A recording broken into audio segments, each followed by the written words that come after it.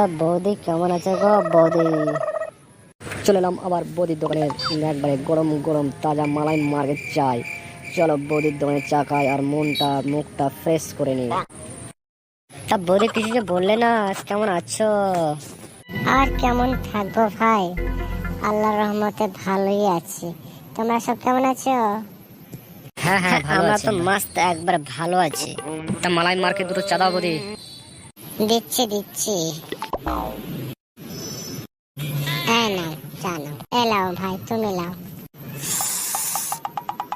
আহ দারুণ বৌদি, দারুণ লাগলো চা খেতে। হ্যাঁ বৌদি সত্যি দারুণ লেগেছে, দারুণ। তোমার হাতে চা না খেলে ঘুমিয়ে আসে না। বলছি চামেলি চাইবালির দোকান কি এইটা? হ্যাঁ হ্যাঁ এটা। বলছি চ্যামেলি এদিকে একটু আসো। আগে বলুন কি নেবেন? চা দেবো? চা? আমি তো চা খাবো, কিন্তু যা শুনেছিলাম চ্যামেলি বৌদি সুন্দরী চাওয়ালি, তার থেকে তো মনে হচ্ছে যে অনেক সুন্দরী চাওয়ালি।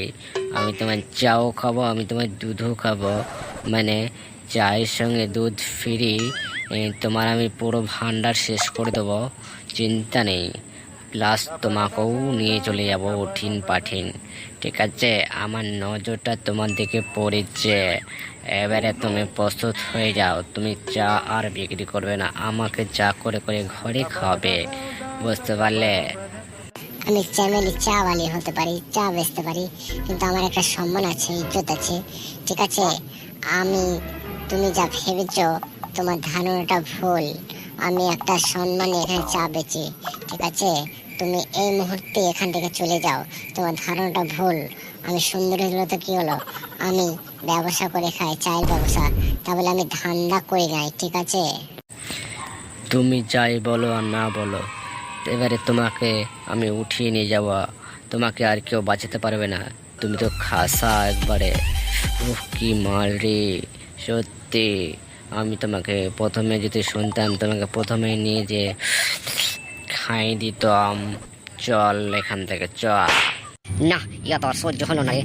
সুন্দরী বলে আমার বোনটাকে এখান থেকে নিয়ে পালাবার কথা বলছে। শালা নোংরা শালা, ওর গাঁটটাকে ভাঙিয়ে দেবো রে আমি রে। কি বললি বেটা, কি বললি তুই? হ্যাঁ, আমার গাঁটটাকে ভাঙিয়ে দিবি? তোর গাঁড়ে এক লাফ দেবো এখান থেকে, না উদাও করে দেবো, উদাও, বুঝতে পেরেছিস? বেটার কথা আমি অনেকক্ষণ থেকে সহ্য করছি, ভাবছি কিছু বলি না, তার লেগে ভাবছি ও একা আছে। তোর গাঁটটা ধরিয়ে বুঝলি, তোর গাঁড়ে চা ঢেলে দেবো আর দুধও ঢেলে দেবো, বুঝতে পারছিস? অনেক দাঁড়া। বেশি হয়ে গেল না এই বাড়া, তোদের বলিনি, বুঝতে পেরেছিস? আমি তো ওর সঙ্গে যাচ্ছিলাম, তোরা আবার মধ্যখানে আসছিস কেন বলতো? রাজু শুরু করে দে, বেটা ধুলাই দিয়ে ওর গাঁটটা ভাঙিয়ে দে, বুঝতে পেরেছিস? লে পটলা, লে শুরু কর, আর সহ্য হচ্ছে না। জামটা ছুটিয়ে লে, মার।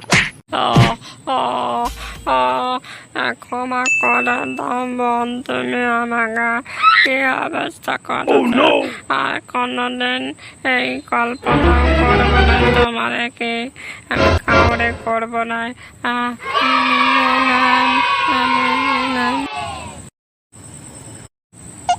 আর তুমি এভাবে মন খারাপ করো না, আশা করি এই বাটা আর কাউকে কোনোদিন খারাপ কথা বলবে না, আর তোমাকে তো বলবেই না।